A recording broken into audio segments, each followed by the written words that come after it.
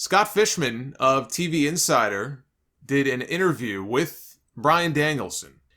And at the end of the interview, he revealed something kind of interesting about what his goals are for 2022.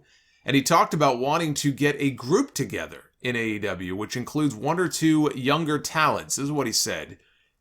If I can get a group together, I'm thinking of a younger talent or two, and that develops into stories within that. Look at Sammy Guevara and Chris Jericho.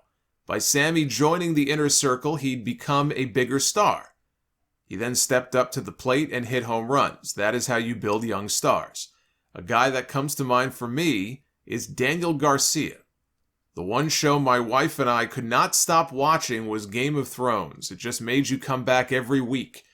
Helping AEW, I want to help that need for viewers to come back every week. I think they've already created the best wrestling product in the United States that we have seen in years.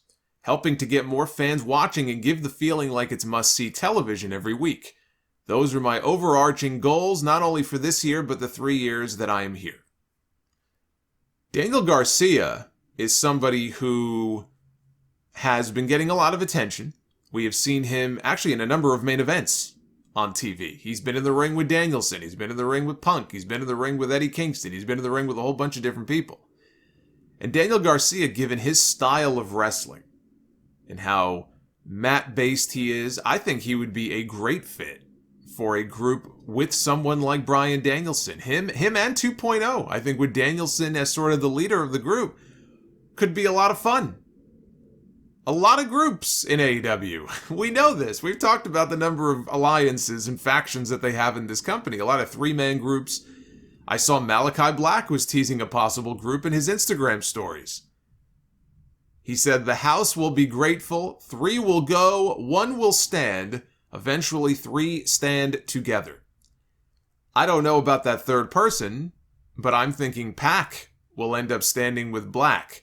You know, he has now been blinded by Malachi in both eyes with the black mist.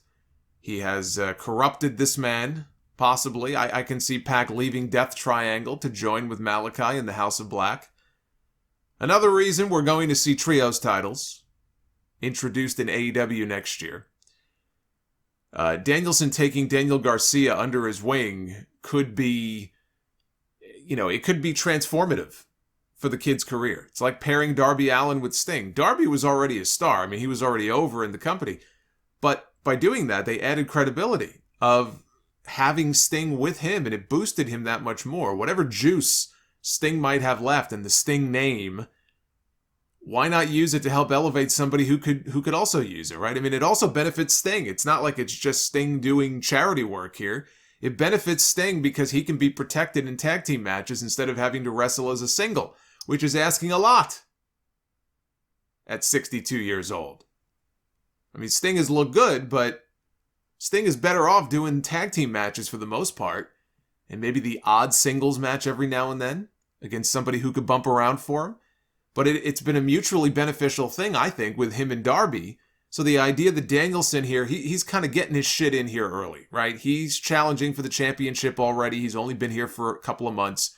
Even CM Punk, they've kept him away from Kenny Omega and from the world title. Eventually, Punk will challenge for the AEW championship. He might even win it.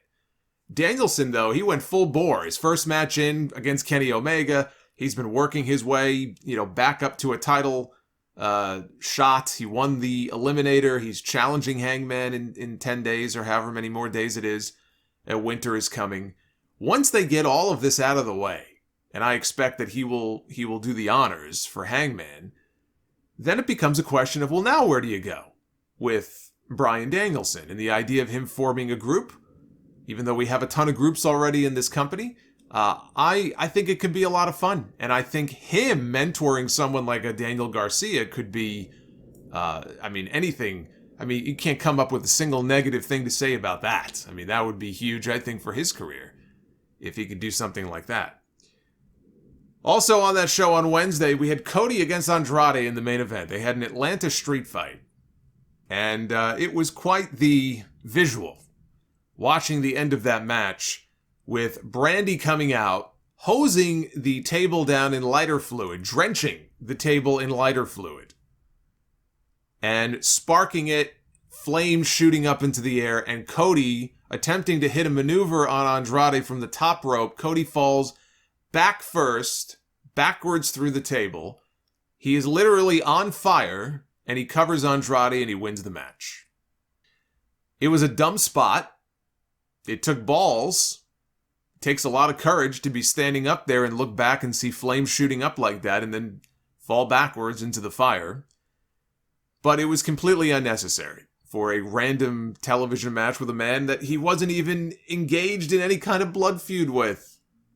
I'm all for paying off these really big grudges and blood feuds with a big match, hardcore match, or a cage match, or a Falls Count Anywhere match, hardcore match. In that case, it makes sense. But this just felt completely unneeded. I've gone back and rewatched it a bunch of times. As cool as the visual was, it makes even less sense watching it back a second, third, and fourth time. I didn't notice it the first time because I was so wrapped up in the moment. But Andrade basically gave Cody a sliced bread off the top rope. Cody is the one who went through the table, we knew that.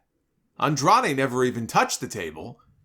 But if you watch them coming off, it looks like Andrade is giving him a move down through the table, and yet he laid there and Cody pinned him and won the match. I would imagine Andrade didn't want to have anything to do with the flaming table. I can't say that I blame him. But he gave Cody a sliced bread, and Cody is the one who pinned Andrade. So it wasn't even about that. It was about, we got to make this look cool. And they accomplished that, I guess. I mean, the visual, again, of Cody, he's got part of his arm is on fire before Andrade is patting it down to try to put him out. It's pretty obvious what happened here. And this I did point out on the stream on Wednesday. The only reason that this spot even happened was because Cody Rhodes was trying to win back the fans. He's trying to win the fans over and get a positive reaction. And he got a mixed reaction in Atlanta. It wasn't totally negative, but he has been getting negative reaction after negative reaction every single week, every city they go to, ever since the New York City show. And so after months of people booing him out of the building, this was Cody's way of going out there and putting his body on the line to pop the crowd and give them a moment to remember and get back in their good graces. I saw in The Observer, Meltzer said he wanted to make a special moment in Atlanta. Well, that's all well and good. He did it because he wanted the babyface pop. And he got it. For one night, he got it. But the reaction he got in Atlanta will not be the same reaction he gets in Long Island this week. Just like it won't be the same reaction he gets in Texas for Winter is Coming if he's on that show. And whatever city they're in after that. And the one after that. Every city is likely to be different.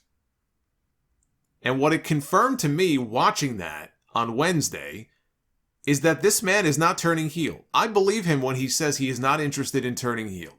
He is content to be the John Cena of AEW as far as these reactions go. And it's a shame because there's a lot of potential, I think, in heel Cody and Brandi together as sort of the power couple. And it would open the door to a lot of new opponents for Cody to step into the ring with. But after seeing that spot, that is not a man who is turning heel anytime soon.